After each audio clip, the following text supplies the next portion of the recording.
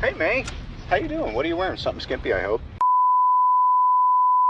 I think it's safe to say that Spider-Man Homecoming is the most polarizing Spider-Man movie. Some people love it, some people hate it, and on a rewatch, I'm somewhere in the middle. On one hand, I think there's some really poor choices when it comes to some of the Spider-Man stuff, and on the other, I think this might be one of the best adaptations of the high school life of Peter Parker. From the music to the humor to the tone, it's no secret that a big inspiration for director John Watts was John Hughes. Hell, Ferris Bueller is even shown playing in this movie. And according to Tom Holland, Watts made the cast sit down and have a John Hughes marathon to prepare for shooting. I think this is a really awesome way to adapt Spider Man in the modern age because what director has captured the life of high schoolers better than John Hughes? I think there are some moments that definitely feel John Hughes-esque, specifically with Peter's decathlon group. Honestly, all of the scenes with Peter and his classmates are some of the best parts of the movie. I think it also has some of the best depictions of the struggle between life as Peter and life as Spider-Man. The scene at Liz's party where Flash humiliates Peter and he's about to swing in as Spidey to make himself look cool is honestly so relatable in that moment. Same with the scene where Liz and the decathlon team sneak out of their rooms to go to the hot tub. I mean, goddamn, Pete. I feel for you, bro. One element I wish was focused on more was the actual homecoming dance. Another big trope of a lot of John Hughes movies is the prom or the homecoming dances, and we spend less than 5 minutes at the dance. Actually, as soon as Peter arrives at the dance, he leaves. And I get that he's making a sacrifice by ruining his life as Peter Parker and his chances with Liz by not only stopping the bad guy, but that bad guy is his date's dad. This added layer makes things even more intense, which I appreciate. I just wish there was more of a build up to the dance itself. It's not something that's on Peter's mind at all throughout this movie and is only really referenced from banners in the hallway. For a movie that's called Spider Man Homecoming, there's not really a lot of homecoming in the literal sense. I realize it's also a figurative meaning with the IP of Spider Man returning to Marvel Studios, blah, blah, blah. Yeah, I get that. Unfortunately, I think the overall tone of a John Hughes vibe ultimately gets washed out by the constant reminders that Spider Man is in a shared universe. I think there are some great subtle details and smaller moments that work a lot better at making it feel like this is a shared universe, like how Dr. Erskine and Howard Stark are on a mural of great minds and leaders in the hallway of Peter's school, along with Dr. Banner in Peter's science class.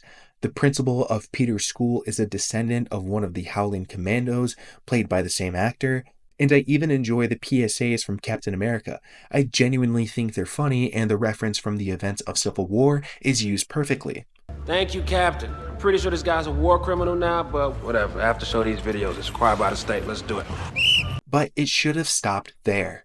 It totally takes away from the whole friendly neighborhood aspect of Spider Man, which is actually displayed really well in the beginning of this movie, if Iron Man or any other Avenger can just fly in and save him, which actually happens. Twice. Sure, Spider Man has teamed up with heroes before in the comics. He's been an Avenger, he's been a member of the Fantastic Four, he's teamed up with countless street level heroes, but at the end of the day, he mostly deals with problems by himself. I genuinely don't understand the insistence on making Tony Stark Peter's role model. I've talked on this channel before about how Tony is not the best person to look up to, plus, they couldn't be more different. Peter wants to be just like Iron Man, and it's not just in this movie. Peter looks up to him in Infinity War.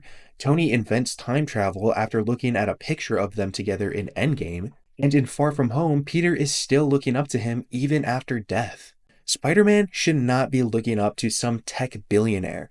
He should be looking up to his Uncle Ben, the whole reason he became Spider Man in the first place. I mentioned in my Captain America Civil War video that I didn't really like how Spider Man just got his suit handed to him by Iron Man, which is decked out with all kinds of tech. And even though I like how the tech allows for expressive eye lenses, this movie shows off even more tech within the suit. Not only is the suit equipped with a spider drone, an interrogation mode, an insta-kill mode, and 576 web variations, Jesus Christ! You have 576 possible web shooter combinations. Mr. Stark really overdid it. This suit is also equipped with its own AI and Stark Industries interface, furthering this Iron Man Jr. agenda. Insomniac Spider-Man has some of these features as well. The difference is Peter built these himself throughout a 10-year career as Spider-Man. But it's not just the suit that Iron Man is involved in, it's the plot too. Michael Keaton's Vulture is one of the best villains in the MCU. The only problem is, he's not a Spider-Man villain. At the beginning of the movie, we see that Tony Stark has created a company called Damage Control to clean up all the damage from superhero battles to rightfully ensure that alien weapons don't fall into the wrong hands. But in doing this, Tony creates some enemies by putting a lot of people out of work. Adrian Toomes starts scavenging these weapon parts, allowing the Tinkerer to make them into weapons and starts selling them on the street. The final battle culminates with Vulture breaking into a Stark aircraft that's headed to the new Avengers base upstate. Throughout this entire movie, Toomes just wants payback on Tony Stark, and Spider-Man just kind of keeps getting in his way of all that. He even gives Peter a chance to walk away, showing that he's not his main priority. This won't be the last time the MCU turns a classic Spider-Man villain into an Iron Man villain, but I'll save that for Far From Home. Okay, I've been kind of bashing this movie for a while, but I do like some things about this movie also. I genuinely think this might be the funniest MCU movie based on all of the student interactions alone. And the humor in this movie isn't like the rapid-fire quip and pop culture reference humor like most MCU movies. The comedic timing for all of these jokes are great. And I think the funniest part is the student news bit. I don't know who edited this, but they deserve a raise. I love how this movie goes out of its way to make Peter super smart, like him being the smartest person on the decathlon, creating his own web fluid, quickly answering complex physics questions because he's constantly doing these calculations while he's swinging, removing the tracker on his suit and overrides the training wheels protocol with Ned, being able to escape the damage control facility by hacking the wall panel, and just genuinely being a quick thinker in the moment. I mentioned how I enjoyed the changing lenses on Spider-Man's mask to make him more expressive, and I also like the addition of the web wings and how he uses them in practical settings. I like how the start of the movie opens with Peter vlogging his trip to Germany. I feel like that's such a teenager thing to do in this modern era. This improvised moment from RDJ is insane, and I can't believe they left it in. Hey, May. How you doing? What are you wearing? Something skimpy, I hope. Forget that's inappropriate. All right, let's start over. You can edit it. 3, 2, 1. Hey. He even starts laughing to Tom Holland, but Tom doesn't break. I love the montage of Peter and May getting ready for the homecoming dance. It feels really authentic and endearing. We get some half-baked versions of Spider-Man's Rogues Gallery that I wish embraced their comic book roots more. We get Vulture, who's great, the Tinkerer, Shocker, a second Shocker, Scorpion, and maybe Prowler? It's truly a shame how none of these characters have been followed up on since this movie.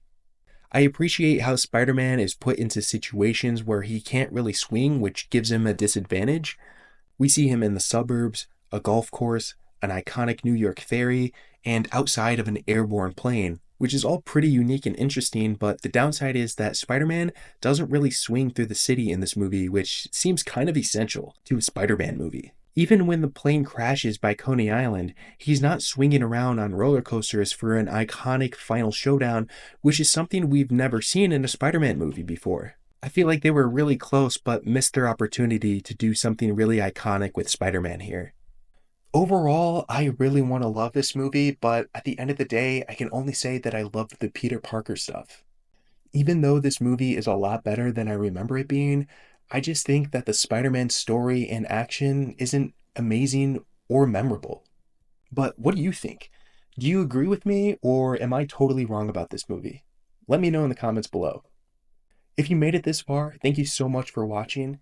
If you enjoyed this video, please give it a like. A like would go a long way with me and my channel, and be sure to subscribe so you don't miss the next video.